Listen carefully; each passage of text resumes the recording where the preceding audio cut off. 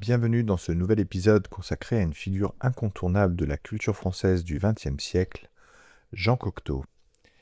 Poète, romancier, dramaturge, dessinateur, cinéaste, critique, scénariste, il est difficile de trouver une discipline artistique que Jean Cocteau n'ait pas explorée. Tout au long de sa vie, il a repoussé les frontières entre les arts et laissé une empreinte durable dans la littérature, le cinéma et le théâtre.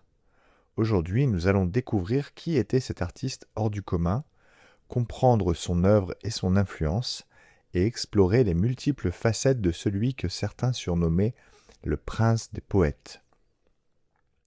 Alors Jean Cocteau est né le 5 juillet 1889 à Maisons-Laffitte, dans une famille aisée. Très tôt, il montre un goût prononcé pour les arts et l'imagination. Élève peu discipliné, il préfère la poésie et le dessin aux études traditionnelles. À l'adolescence, il fréquente déjà les milieux artistiques et littéraires parisiens. À seulement 20 ans, il publie ses premiers recueils de poésie et attire l'attention des intellectuels de son époque. Le Paris de la Belle Époque est alors en pleine effervescence culturelle. Cocteau y rencontre de nombreux artistes qui marqueront sa carrière. Dans les années 1910 et 1920, Cocteau devient une figure centrale de l'avant-garde. Il collabore avec le compositeur Erik Satie, le peintre Pablo Picasso et les célèbres ballets russes. En 1917, il participe à la création du ballet Parade, une œuvre révolutionnaire mêlant musique, danse et art visuel. Le spectacle choque une partie du public, mais annonce déjà les grandes innovations artistiques du siècle.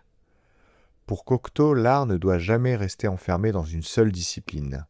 Il cherche constamment à faire dialoguer les formes d'expression. Si Jean Cocteau touche à tout, il se considère avant tout comme un poète.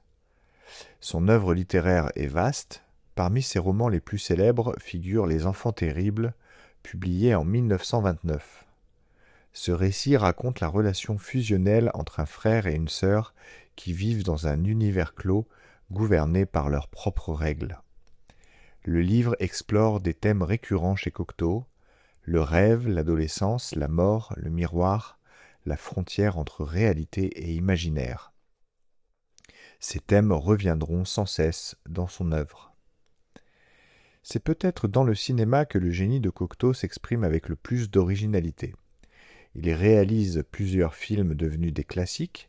En 1946, il adapte le célèbre conte La Belle et la Bête.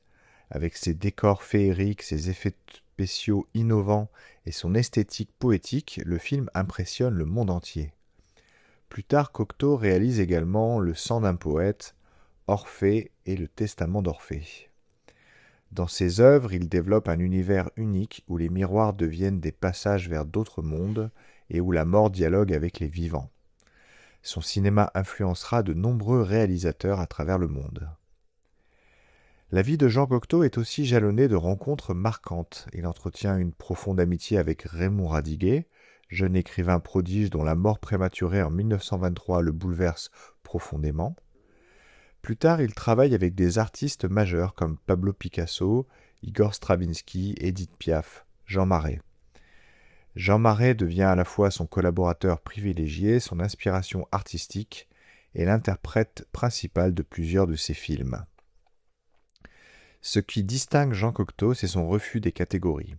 Il écrit de la poésie, met en scène des pièces de théâtre, réalise des films, dessine, peint et conçoit même des fresques murales. Pour lui, toutes ces disciplines participent d'une même démarche créative. Il résume souvent sa vision de l'art par une phrase devenue célèbre « Je suis un mensonge qui dit toujours la vérité ». Cette citation illustre parfaitement son goût pour les paradoxes et les mondes imaginaires. En 1955, Jean Cocteau est élu à l'Académie française. Cette consécration récompense une carrière exceptionnelle qui a profondément marqué la culture française. Il s'éteint le 11 octobre 1963 à Milly-la-Forêt. Selon une anecdote célèbre, il apprend peu avant sa mort la disparition de son amie Édith Piaf, décédée la veille. Aujourd'hui encore, ses films, ses poèmes et ses pièces continuent d'inspirer artistes, écrivains et cinéastes du monde entier. Jean Cocteau fut bien plus qu'un simple écrivain ou réalisateur. Il fut un explorateur de l'imaginaire, un créateur total qui a su abolir les frontières entre les arts.